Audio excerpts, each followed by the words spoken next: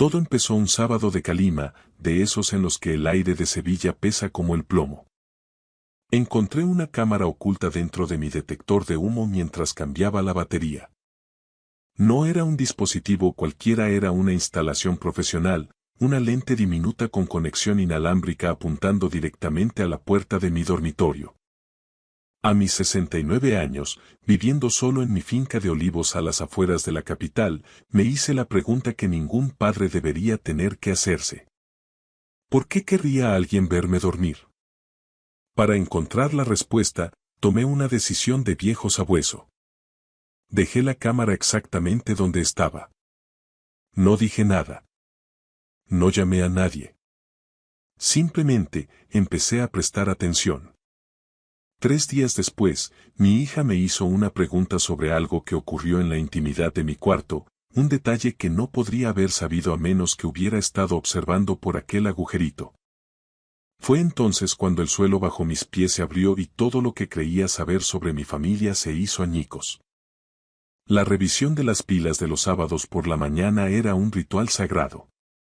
Lo instauró mi difunta esposa, Elena, hace 3 décadas. Cada 6 meses, con la precisión de un metrónomo, tocaba cambiar las pilas del detector, probar las alarmas de monóxido de carbono y verificar la carga del extintor. Ella se marchó hace 4 años, pero yo mantenía la rutina. Era mi forma de seguir conversando con ella, de mantener viva una pequeña parte de su orden en este mundo que se me antojaba cada vez más caótico. Estaba subido a mi vieja escalera de tijera en el pasillo de la planta alta, desenroscando la carcasa del detector, cuando noté algo extraño. El peso no cuadraba. Pesaba demasiado para llevar solo una pila de 9V y un par de cables. Bajé la unidad completa y, bajo el flexo de la cocina, la abrí. Allí estaba. Un cilindro negro, minúsculo, alojado junto al compartimento de la batería. Una lente apuntaba a través de un orificio casi invisible perforado quirúrgicamente en el plástico. Me quedé allí sentado, en una de las sillas de mimbre, durante un minuto eterno, sin apenas aliento. Antes de jubilarme, fui auditor fiscal para el Banco Santander durante 38 años. Mis ojos habían escrutado fraudes de todas las raleas. Desvíos de fondos, redes de robo de identidad y estafas de seguros que harían palidecer al más pintado. Sabía reconocer un equipo de vigilancia cuando lo tenía delante. Aquello no era un juguete barato comprado en un bazar de barrio. Era tecnología de alta gama, cara, de la que requiere conocimientos técnicos reales para ser instalada y sincronizada. Me obligué a pensar con la lógica fría de quien analiza un balance de cuentas. ¿Quién tenía acceso a mi casa? ¿Quién tuvo la oportunidad y el tiempo? Mi vecino, Manolo, tiene una copia de la llave para emergencias, pero Manolo tiene 74 años y todavía cree que el mando a distancia es un invento del diablo. Apenas acierta a poner el microondas. El técnico de la caldera vino en octubre para la revisión obligatoria de la junta, pero no le quité el ojo de encima y nunca subió a la planta de arriba. Mi nieto, Mateo, estuvo aquí en la Semana Blanca de febrero, pero a sus 20 años le interesa más mi viejo tractor John Deere que los detectores de humo. Y luego estaba mi hija, Sandra. Había estado viniendo todos los domingos sin falta desde que se mudó de vuelta a Andalucía desde Barcelona hace 3 meses. Decía que quería ayudarme con las tareas de la casa, que le preocupaba que viviera solo a mi edad, tan lejos de todo. Sandra había pasado horas en cada habitación de esta finca. Sola. Me froté los ojos, sintiendo el cansancio de los años. No, era una locura. Sandra es mi hija, mi única hija. ¿Cómo iba a espiar a su propio padre? Pero mientras mi corazón lo negaba, mi cerebro de auditor procesaba detalles con la frialdad de una hoja de Excel. Sandra preguntando con excesivo interés por mis medicamentos la semana pasada. Sandra insistiendo en conocer el nombre de mi nuevo médico de cabecera. Sandra dejando caer preguntas casuales sobre qué pasaría con estas hectáreas de olivar cuando yo ya no estuviera.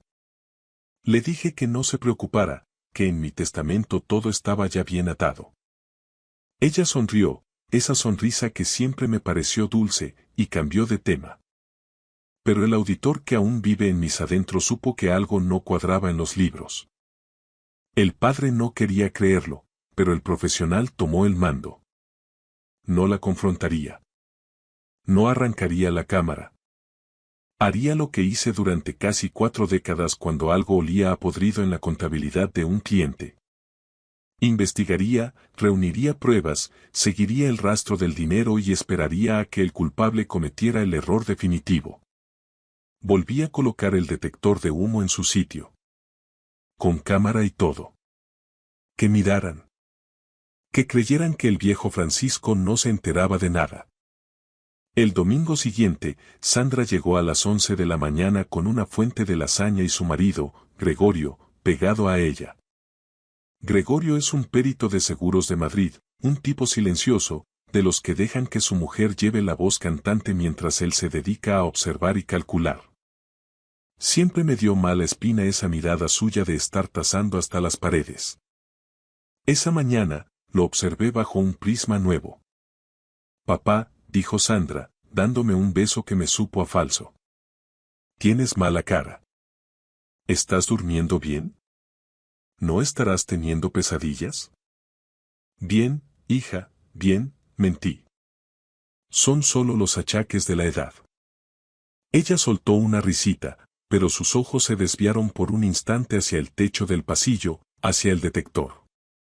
Deberíamos echarle un ojo a tu detector de monóxido, insistió. El invierno está terminando, pero esa caldera vieja es una trampa. No quiero que te pase nada por un descuido. Lo revisé todo ayer mismo, Sandra. Todo en orden. Vi un destello de sorpresa y algo parecido a la irritación cruzar su rostro. Se esfumó antes de que pudiera atraparlo. Gregorio se fue al baño mientras ella recalentaba la comida, moviéndose por mi cocina con una familiaridad que ahora me resultaba invasiva. La vi abrir cajones, comprobar las fechas de las cajas de mis pastillas y hojear el correo que yo había dejado sobre la encimera. Papá, dijo, sosteniendo un sobre. Esto es del banco.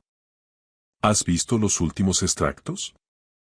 Los veo todos los meses, como siempre.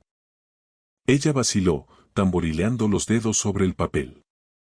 ¿Has pensado en lo de la banca online? Sería mucho más seguro para ti. Yo misma podría gestionártelo desde el móvil. Te ahorrarías viajes innecesarios al pueblo. Llevo leyendo extractos en papel 40 años, Sandra. Creo que todavía sé interpretar una columna de números. Me dedicó una sonrisa condescendiente. Por supuesto, papá. Solo trato de cuidarte. Durante el almuerzo, Gregorio sacó el tema de la finca. 200 hectáreas de olivar de primera calidad que han estado en mi familia desde 1927. Tierra que hoy vale una fortuna comparada con lo que le costó a mi abuelo. Los de la finca colindante acaban de vender su parcela a un fondo de inversión, soltó Gregorio como quien no quiere la cosa. Les han soltado casi 2 millones de euros. Una jubilación de oro. Buen provecho para ellos, respondí cortante. ¿No has pensado qué será de todo esto a largo plazo? Insistió. Es mucha carga para un hombre solo. Lo miré fijamente a los ojos, con la misma intensidad con la que interrogaba a los gerentes que intentaban ocultar facturas falsas. El largo plazo todavía no ha llegado para mí, Gregorio. Se hizo el silencio. Cuando se marcharon, Sandra me dio un abrazo demasiado largo, de esos que parecen ensayados frente a un espejo. Te quiero, papá. Lo sabes, ¿verdad? No quiero que te falte de nada. Lo sé, hija. En cuanto su coche se perdió por el camino de tierra, hice una inspección a fondo. Encontré 3 cámaras más. Una camuflada en la lámpara del salón, otra en el reloj de la cocina y una tercera en mi despacho, apuntando directamente a mi escritorio, donde guardo los documentos financieros. Mi hija había convertido mi hogar en un panóptico. Esa noche no dormí. Me quedé mirando al techo, consciente de que el ojo del detector me observaba. Me aseguré de parecer un anciano derrotado, moviéndome con lentitud y fingiendo confusión. Pero por dentro, mi mente trabajaba a pleno rendimiento. El lunes por la mañana conduje hasta la ciudad y fui directo a la biblioteca pública. No podía usar el ordenador de casa si tenían acceso a las cámaras, tendrían acceso a mi red Wi-Fi y a mis claves. En la biblioteca, entré en mi cuenta bancaria. El saldo era devastador. Debería haber tenido algo más de 400.000 euros en mi cuenta de ahorro, el fruto de toda una vida de trabajo y la herencia de Elena. Pero la pantalla mostraba 263.000 euros. Casi 140.000 euros se habían esfumado en apenas 4 meses. Navegué por el historial con el corazón golpeándome las costillas. Había transferencias recurrentes a una entidad llamada Gestión Financiera Moreno. Pagos de entre 15.000 y 30.000 euros cada vez. Yo jamás había oído hablar de esa empresa, y mucho menos autorizado tales movimientos. Busqué la empresa en el registro. Nada. Ana web, ni sede física, ni rastro en el registro mercantil de Sevilla. Era una sociedad pantalla de manual. Me estaban saqueando. Alguien con acceso a mis claves, las mismas que Elena me obligaba a anotar en una libreta en el cajón de mi despacho por si la memoria me fallaba. La misma libreta que quedaba a la vista de la cámara que Sandra había instalado. Me temblaban las manos al cerrar el navegador. Mi hija me estaba robando. Pero necesitaba pruebas que no pudieran ser refutadas en un juzgado. Fui directo a la comandancia de la Guardia Civil. Conocía a varios agentes de mis años de auditoría forense. El sargento García, un buen hombre, ya se había jubilado, así que me atendió una sargento llamada López. Le conté todo. Las cámaras, el dinero desaparecido, mis sospechas sobre Sandra y Gregorio. Ella escuchó en silencio, anotando cada detalle. Señor González, le creo, dijo al fin. Pero sin pruebas directas que vinculen a su hija con esas transferencias, nuestras manos están atadas. Podría ser un ciberataque externo. ¿Y sobre las cámaras?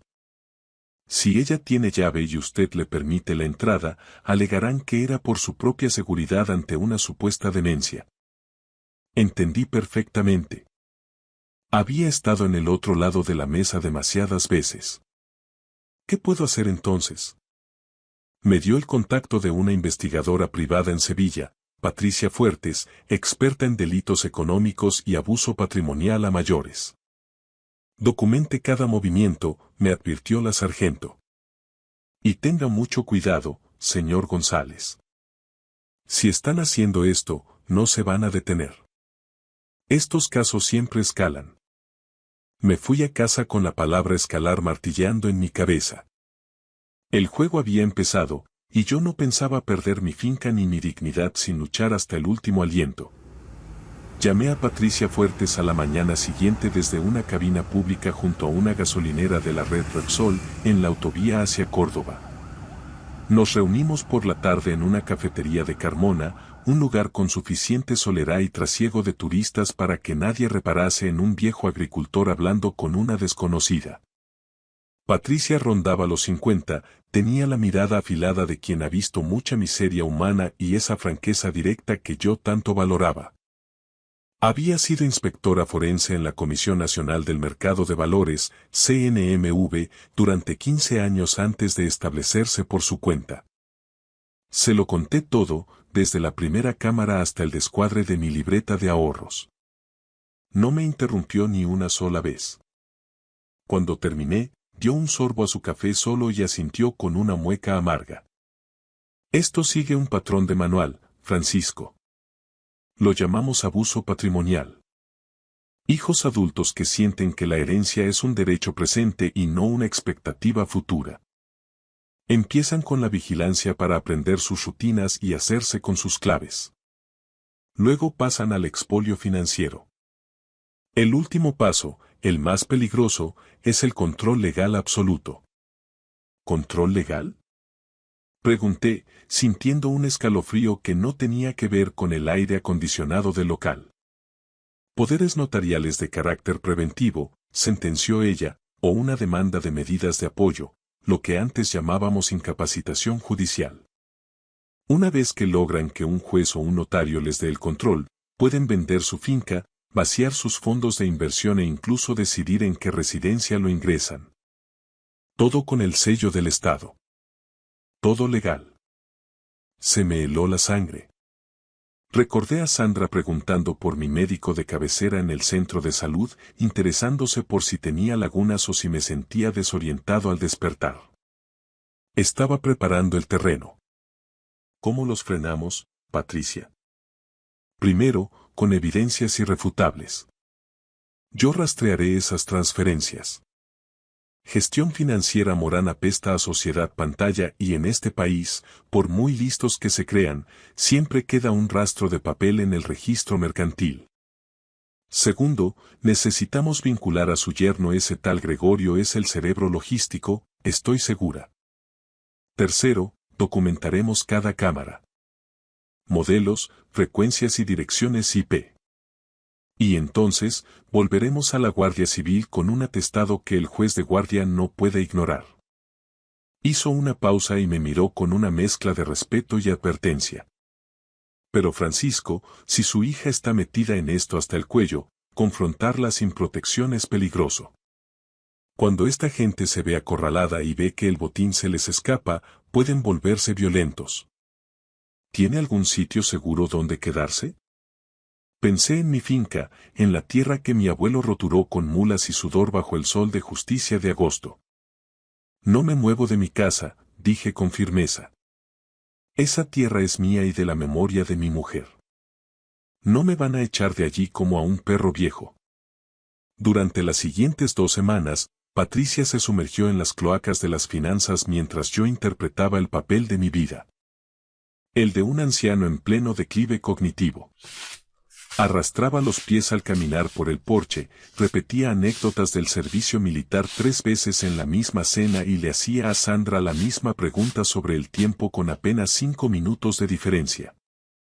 Ella se lo tragaba todo con una mezcla de satisfacción y fingida pena. «Papá, ¿te has tomado hoy la medicación para la cabeza?», me preguntó un domingo, mientras servía el café. «¿Qué medicación, hija?». Si yo no tomo nada de eso. La de la atención y la memoria, hombre. La de la caja azul, la que te trajo el especialista. Yo no voy a ningún especialista, Sandra. Mi médico es el de siempre, el del pueblo.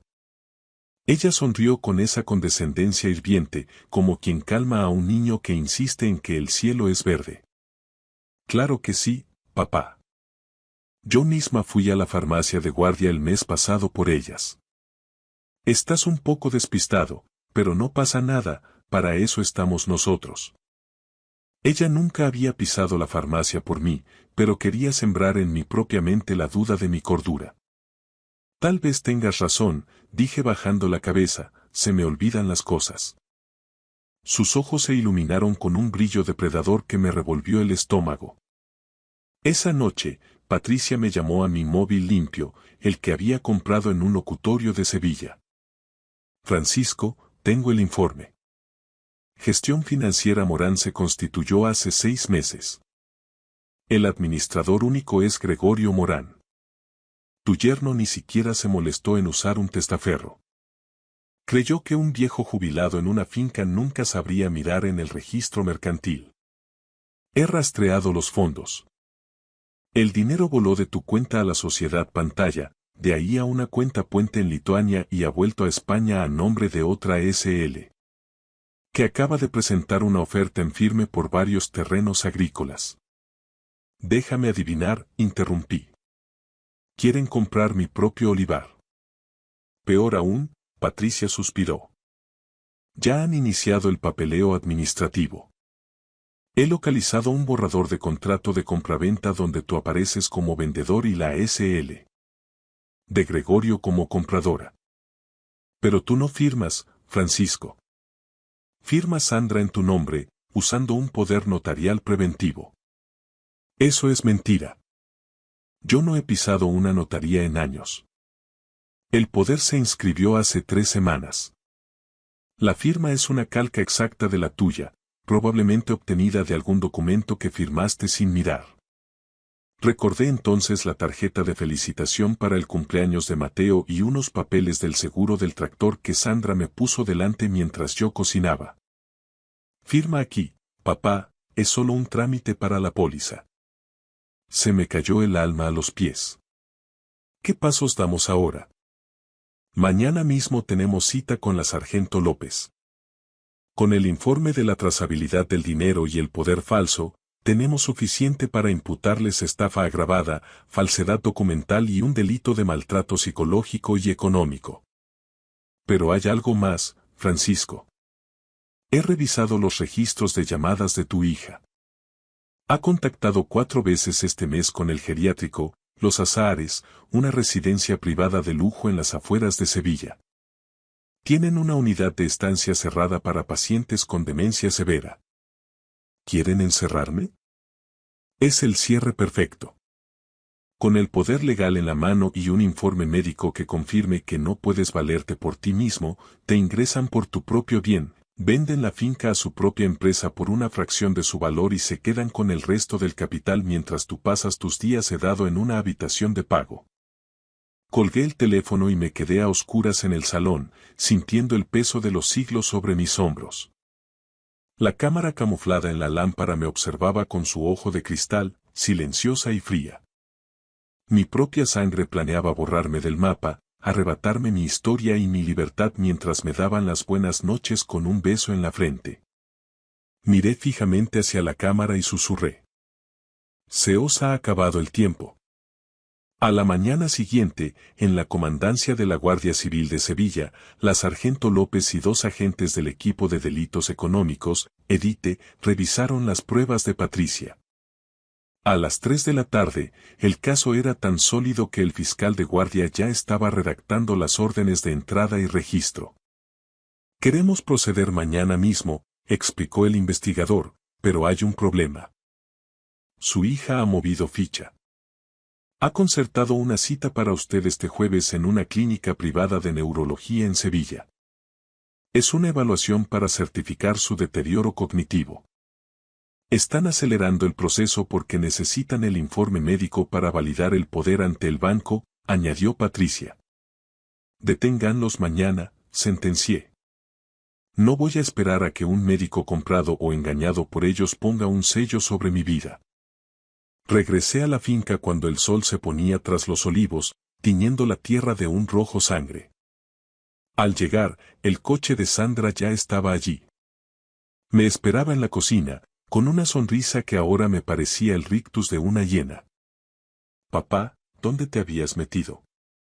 Llevo toda la tarde llamándote al fijo. Estaba preocupadísima. Fui a dar una vuelta con el coche hasta Écija. Me apetecía ver cómo iba la cosecha por allí, mentí con naturalidad. No puedes desaparecer así, papá. Casi llamo a la Guardia Civil. Me das unos sustos de muerte con estos despistes tuyos. Vi un destello gélido en sus ojos. Tengo 69 años, Sandra. Sé conducir y sé dónde estoy. No se trata de eso, dijo ella, suavizando el tono y acercándose para tomarme las manos. Es que te veo tan cansado. Tan frágil. Mañana quiero que me acompañes a la ciudad. He pedido cita con un especialista muy bueno, solo para un chequeo rutinario. Queremos asegurarnos de que todo esté bien aquí arriba. Me acarició la mano.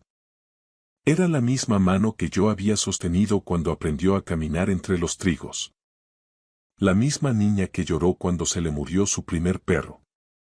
¿En qué momento el dinero le había secado el alma? El jueves, ¿verdad?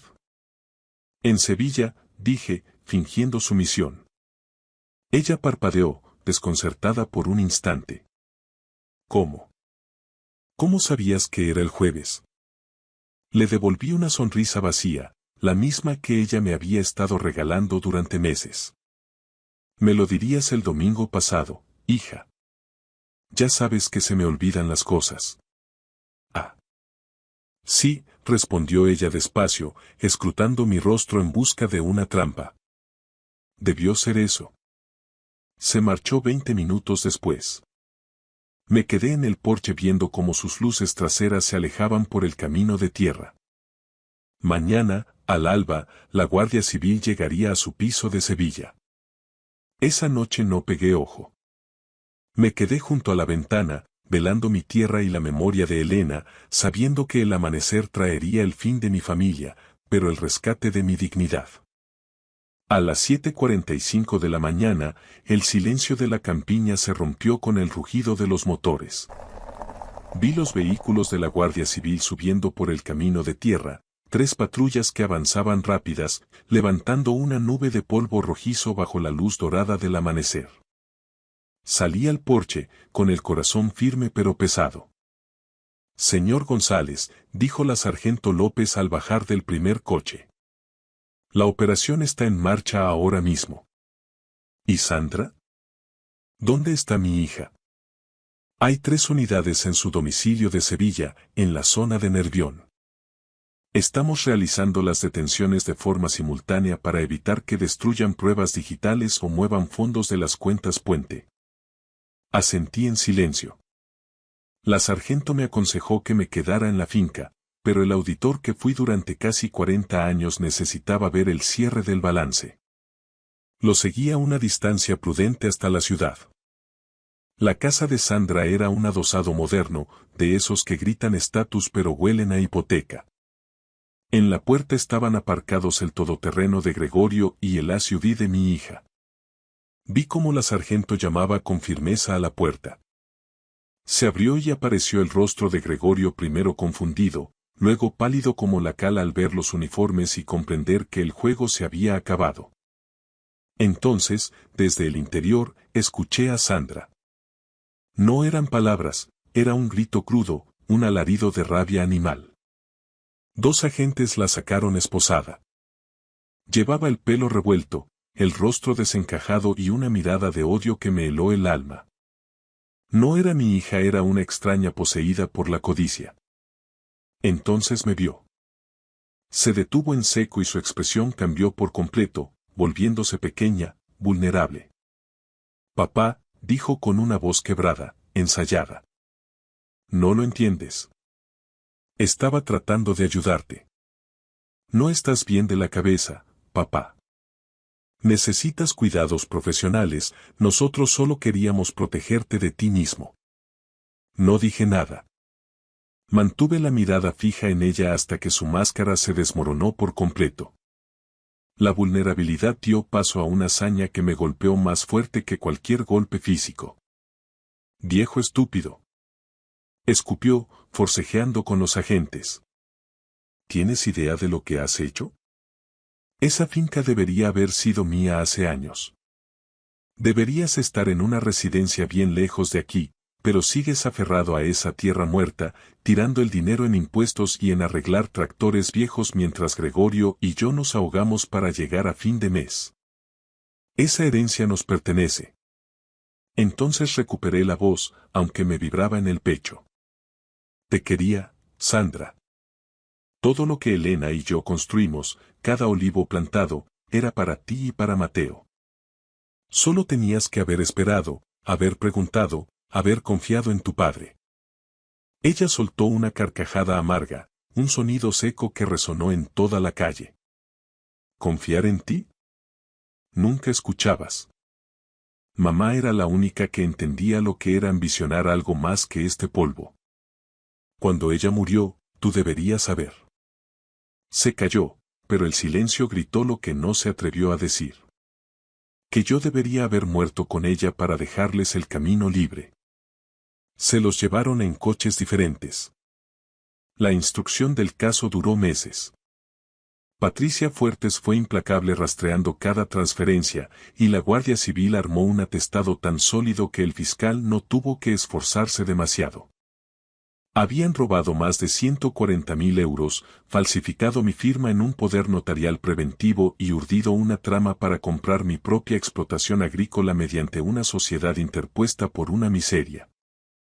En el juicio, celebrado en la audiencia provincial, su abogado intentó alegar preocupación genuina y un supuesto deterioro cognitivo por mi parte. Pero cuando presenté las grabaciones de las cámaras que ellos mismos instalaron y los informes de auditoría que yo mismo realicé sobre mis cuentas, el juez dictó sentencia. Sandra fue condenada a 4 años de prisión por estafa agravada y falsedad documental, Gregorio a 3. Sus licencias profesionales fueron revocadas y sus bienes embargados para cubrir la restitución del dinero. El día que dictaron sentencia, Sandra pidió hablar conmigo a través de su abogado. Dije que no. No me quedaban palabras para ella. La verdad es que, a veces, por las noches, extraño a la niña que recogía flores entre los olivos. Pero esa niña y la mujer que me puso un ojo electrónico en el techo para saquearme mientras dormía no son la misma persona. Quizás nunca lo fueron. Mateo vino a visitarme el mes pasado. Tiene 21 años y está terminando su carrera en la Universidad de Málaga. Venía cabizbajo, queriendo pedir perdón por los pecados de su madre. Lo detuve antes de que terminara. Le dije que la culpa no se hereda, que la sangre no es una condena. Caminamos juntos por la linde de la finca. El trigo crecía verde y fuerte, y los olivos prometían una cosecha histórica. Abuelo, dijo, ¿qué va a pasar con todo esto ahora? Le conté que había rehecho mi testamento. La finca pasaría a él cuando yo no estuviera, pero bajo un fideicomiso gestionado por una entidad independiente hasta que cumpliera los 30 años. También había blindado fondos para los estudios de sus futuros hijos. Mateo lloró y me abrazó con una sinceridad que no sentía en esa casa desde que Elena se fue. Me miró con los ojos de su abuela y prometió que la tierra seguiría en la familia. Miro hacia atrás y me doy cuenta de lo cerca que estuve de perder mi libertad, mi casa y mi propia identidad. Si no hubiera tenido la disciplina de auditor para notar aquel detector de humo, hoy sería un número más en un geriátrico, sedado y olvidado. Sucede más a menudo de lo que la gente cree en este país, pero muchas víctimas callan por vergüenza, por el dolor de admitir que sus propios hijos son sus verdugos. Si estás leyendo esto y sientes que algo no encaja en tu propia casa, confía en tu instinto. Documenta cada detalle y busca ayuda profesional. El amor filial no es una excusa para la explotación, y el apellido no es una licencia para robar. Tengo 70 años ahora. Sigo en mi finca, sigo cuidando de mis tierras y sigo cambiando las pilas del detector de humo cada 6 meses, tal como Elena me enseñó. Las cámaras se han ido, mis cuentas están seguras y el aire vuelve a ser limpio. Sigo aquí. Sigo en pie. Y sigo siendo el dueño de mi destino. Gracias por escuchar mi historia hasta el final. Si resonó contigo, dale like, escribe en los comentarios qué fue lo que más te tocó y no olvides decir de dónde eres. Suscríbete al canal, vienen muchas más historias.